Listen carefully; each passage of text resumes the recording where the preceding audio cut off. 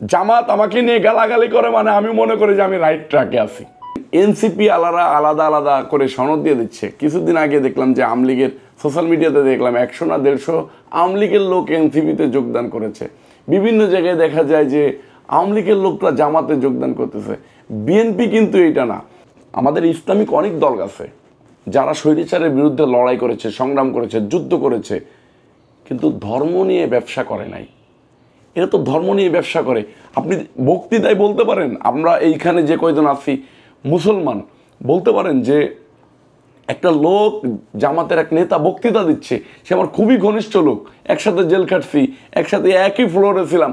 সে বলতেছে আপনি যদি জামাতের বিরোধিতা করেন তাহলে আপনি কোরআনের বিরোধিতা করতেছেন, মানে একদম শিরক।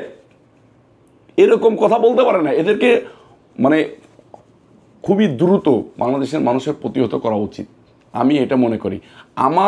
আমাকে নিয়ে গালাগালি করে, জামাত আমাকে নিয়ে গালাগালি করে মানে আমি মনে করি যে আমি রাইট ট্র্যাকে আছি।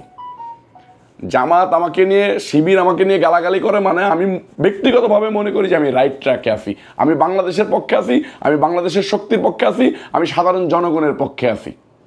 জামাত যদি আমাকে নিয়ে গালাগালি না করতো তাহলে আমি হয়তো আমার ব্লাড টেস্ট করে দেখতাম যে আমি পাকিস্তানপন্থী হয়ে গেছি, আমার ভিতরে কি জামাত ঢুকে গেছে কিনা। বিএনপির ভারপ্রাপ্ত চেয়ারম্যান তারেক রহমান সাহেবের নির্দেশনা আছে যে আওয়ামী লীগ এবং আওয়ামী লীগের দোসরের সাথে কারো চলাচল নিষেধ করে দিয়েছেন।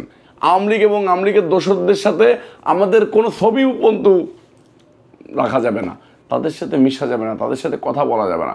আওয়ামী লীগকে আমরা ধরিয়ে দিতে গেলে সেটাও আমাদের জন্য একটা মানে সমস্যা হয়ে যাচ্ছে যে মব সৃষ্টি করে ফেলে। আমরা আওয়ামী লীগকে ধরে দিব, সেই আওয়ামী লীগকে জামাত এবং এনসিপি সাপোর্ট দিচ্ছে। আমরা যদি তাদেরকে ধরে দিতে যাই, জামাত এবং এনসিপি একদম যৌথভাবে এসে মব সৃষ্টি করে বিএনপিকে বিতর্কিত করার চেষ্টা করতেছে।